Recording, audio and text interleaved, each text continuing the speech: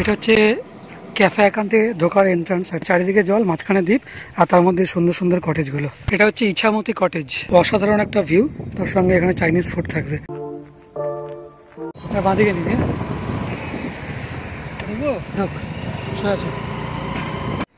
তো গাইজ আজকে 8 তারিখ, আর এখন প্রায় দুপুর 1:30 বাজে। আমরা ইকো পার্কের 1 নম্বর গেট থেকে জাস্ট ঢুকলাম, ওখান থেকে এন্ট্রি করলাম। এন্ট্রি নিয়ে আমরা সোজা বেরিয়ে যাব ক্যাফে একান্তের দিকে। সিকিউরিটি বললো যে 1 নম্বর গেট থেকে ঢুকে সোজা গেলে ক্যাফে একান্তে পড়বে। তোমরা যদি কেউ স্কুটি বা বাইক নিয়ে আসো তাহলে 1 নম্বর গেটের সামনে একটা পার্কিংয়ের জায়গা আছে, ওখানে পার্ক করে দিও না, তাহলে অনেকটাই বড় রাস্তা। আমি এখনও পর্যন্ত অনেকটাই চলে আসলাম, কিন্তু আরও অনেকটা হাঁটতে হবে বলছে। তো এখানে পার্ক করলে প্রবলেমটা হবে কি, অনেকটা তোমাদের হেঁটে আসতে হবে। আর ক্যাফে একান্তের সামনে একটা পার্কিংয়ের জায়গা আছে, তাহলে ওইখানেই তোমরা যদি স্কুটি বা বাইক মানে গাড়ি নিয়ে আসো তাহলে ওইখানেই পার্ক করে দিতে পারবে, তাহলে এতটা হেঁটে বেকার আসতে হবে না। এখানে লেখাই আছে একান্তে কটেজ, তো এখান দিয়ে ঢুকে সোজা যেতে হবে। এখানে সেই টাওয়ারটাও আছে, আইফেল টাওয়ারের মতন যেটা করা আছে টাওয়ার।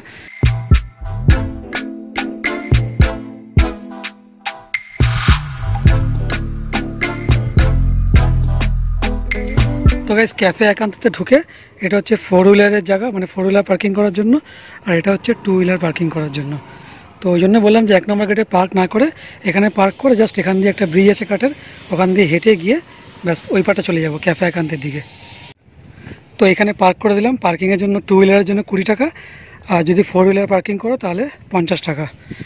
আর এটা হচ্ছে ঢোকার রাস্তা, সোজা গিয়ে ওই ব্রিজটা, কাঠের ব্রিজটা ক্রস করে ওটা ক্যাফে একান্তে কটেজগুলো।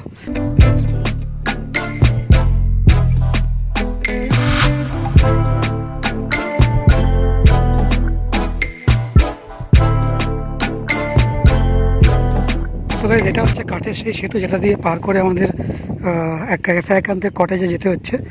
আর এগুলো হচ্ছে কটেজ, আর কটেজটা থেকে মাঝখান দিয়ে সোজা গেলে সম্ভবত ক্যাফেটা আসবে, তো ওখানে গেলে দেখাচ্ছি।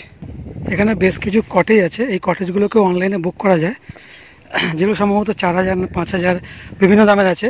আমি একবার দেখছিলাম, যে এক্স্যাক্ট রেটটা ভুলে গেছি। তো দেখতেই পাচ্ছ মানে চারিদিকে জল আর মাঝখানে দ্বীপ মতো করা আছে, তার মধ্যে এই কটেজগুলো, মানে এখানে থাকার এক্সপিরিয়েন্সটা যে কী ভয়ানক হতে পারে সেটা বুঝতেই পারছো। তো আমি কলকাতায় থেকে কলকাতায় আর আসতে চাই না। এটা এরকম যদি কোনো জায়গায় বাইরে কোথাও হতো তাহলে নিশ্চয়ই, কলকাতার সামনে যদি কোনো জায়গায় হতো তাহলে নিশ্চয়ই সেখানে গিয়ে একবার থেকে দেখতাম কেমন লাগে। কেমন সুন্দর একটা পরিবেশ দেখো, চারিদিকে জল, মাঝখানে দ্বীপ, আর তার মধ্যে সুন্দর সুন্দর কটেজগুলো।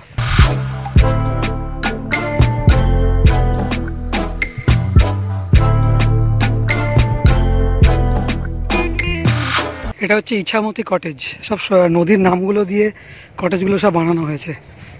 ইছামতি আছে, অজয় আছে, জানি না এর মধ্যে অজয় কোনটা আছে, বাট আমি দেখেছিলাম যে এটা যেমন ইছামতি, ওইদিকে কোনো একটা অজয় আছে, ওইটা হচ্ছে অজয়, লেখাই আছে ওটা। তো সব নদীর নাম দিয়ে বেশ সুন্দর জায়গা এটা। এই কটেজ যদি নেওয়া হয় তার পেছন দিকে এই ব্যালকনি দিয়ে গিয়ে পা ঝুলি এরকম জায়গায় বসে থাকা যাবে, এরকম একটা জলাশয়ের মানে পাশেই। তো একটা সুন্দর এক্সপিরিয়েন্স যদি এখানে কেউ আসো তোমরা।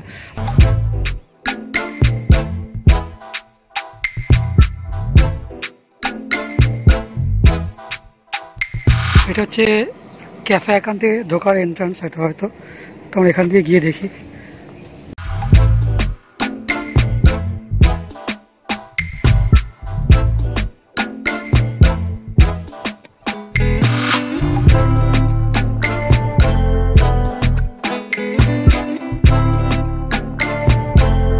ব্রিজ থেকে এসে আমরা ঘুরে ঘুরে ওই কটেজগুলো দেখাতে এসেছি।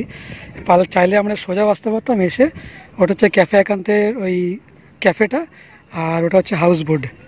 ওই হাউস বোটটা এখন সম্ভবত রিপেয়ারিংয়ের জন্য বন্ধ আছে। ওই হাউস বোটের চাইনিজ সব মেনুগুলো তোমরা পেয়ে যাবে, আর এটা হচ্ছে বাঙালিয়ানা যে খাবারগুলো সেটা হচ্ছে ক্যাফে একান্তেতে পেয়ে যাবে। দুটোই ক্যাফে একান্তেরই মধ্যে, কিন্তু ওটা হচ্ছে হাউস বোট, ওটার মধ্যে চাইনিজ, আর এটার জন্য বাঙালি। আর এটার জন্য কফি টফি খাওয়ার জন্য সন্ধ্যেবেলা বা এখন যেহেতু দুপুরবেলা, সেই জন্য কেউ সেরকমটা বসে কফি টফি খাচ্ছে না। আর ওই চাইনিজ সেকশনটা বন্ধ আছে এখন, রিপেয়ারিংয়ের জন্য দেখেই বোঝা যাচ্ছে। আর যেটা বললাম এটা হচ্ছে বাঙালিয়ানা খাবার। আর যেহেতু আমরা 1 নম্বর গেট থেকে ঢুকেছি, সেই জন্য আমরা ঘুরে ওখান দিয়ে স্কুটিটা রেখে জাস্ট এখান থেকে এসেছি। আর যদি আমরা অন্য গেট থেকে ঢুকতাম তাহলে এখানে ওই স্টিমার মতো ছোটো ছোটো আছে, যেগুলো এখানে এসে এইরকম জায়গায় এসে নামিয়ে দিয়ে যায়। সম্ভবত ফ্রি সার্ভিস, অন্য গেট থেকে ঢুকলে, ওইসব জায়গা থেকে ঢুকলে তাহলে ওখান থেকে সেখানে নামিয়ে দিয়ে যায়, তারপর এখান দিয়ে ঢুকে খাওয়া দাওয়া করতে পারো।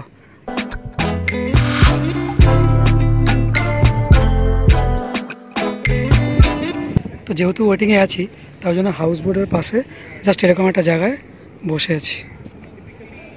সন্ধ্যাবেলা হলে চা বা কফি খেতাম, বাট এখন দুপুরবেলা, সেই জন্য সেটাও নিচ্ছি না, চুপচাপ এখন বসে আছি। এদিকেও অনেক লোক ওয়েটিংয়ে আছে, আর আমরা ওই জন্য ওয়েটিংয়ে বসে আছি।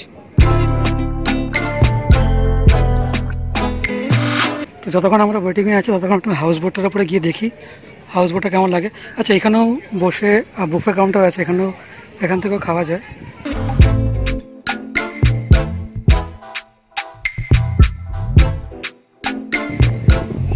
যেটা আমি বলছিলাম এটা হচ্ছে হাউস বোট, এটা চাইনিজ কাউন্টার। তো এটা এখন সম্ভবত রিপেয়ারিং চলছে, যেটা বলছিলাম আমি। তো অনেকটা এরকম লাগে দেখতে, এটা ছোট্ট বাট এটা খুব সুন্দর। তো যদি তোমরা কখনো এই হাউস বোটের মধ্যে আসো, তাহলে একদম ধারের দিকে যদি বসো, তাহলে এরকম একটা ভিউ নিতে নিতে খেতে পারবে।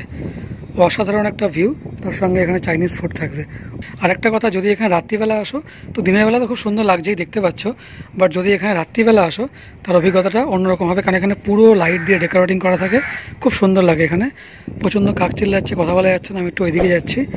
আর যেরকমভাবে আমরা ব্রিজ থেকে ঢুকে ওখানে ক্যাফেটা দেখলাম, আর এখানে হাউস বোটটা দেখছি, পুরোটাই লাইট দিয়ে ডেকোরেটিং করা থাকে সুন্দর করে। তো রাত্রের এক্সপিরিয়েন্স একটু অন্যরকমের থাকে। তো আমি বলবো দিনের বেলা একটা আলাদা ভিউ, আর রাত্রিবেলা একটা আলাদা ভিউ। তো তোমরা চাইলে এখানে রাত্রিবেলা আসতে পারো, খুব সুন্দর একটা অভিজ্ঞতা পাবে।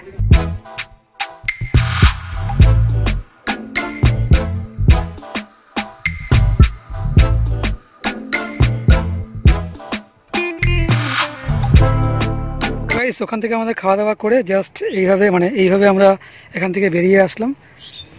অনেকটাই বেলা হয়ে গেছে, এখন 3:30 মতো বাজে। এখান থেকে এসেছিলাম, আর এখান দিয়ে বেরিয়ে যাচ্ছি।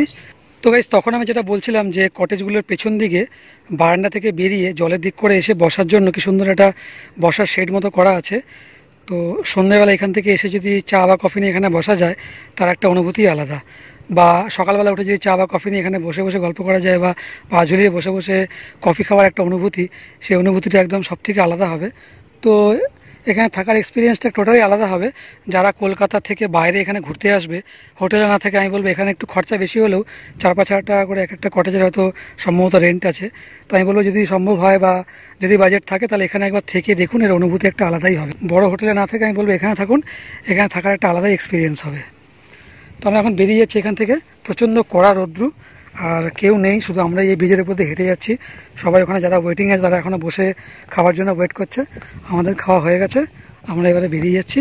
তো গাইস, ভিডিওটা এ পর্যন্তই ছিল। যদি ভিডিওটা ভালো লেগে থাকে, তাহলে লাইক, কমেন্ট অ্যান্ড শেয়ার অবশ্যই করবেন। আর প্রত্যেকটা নতুন ভিডিও নোটিফিকেশন পেতে চ্যানেলটা এখনই সাবস্ক্রাইব করে নেবেন।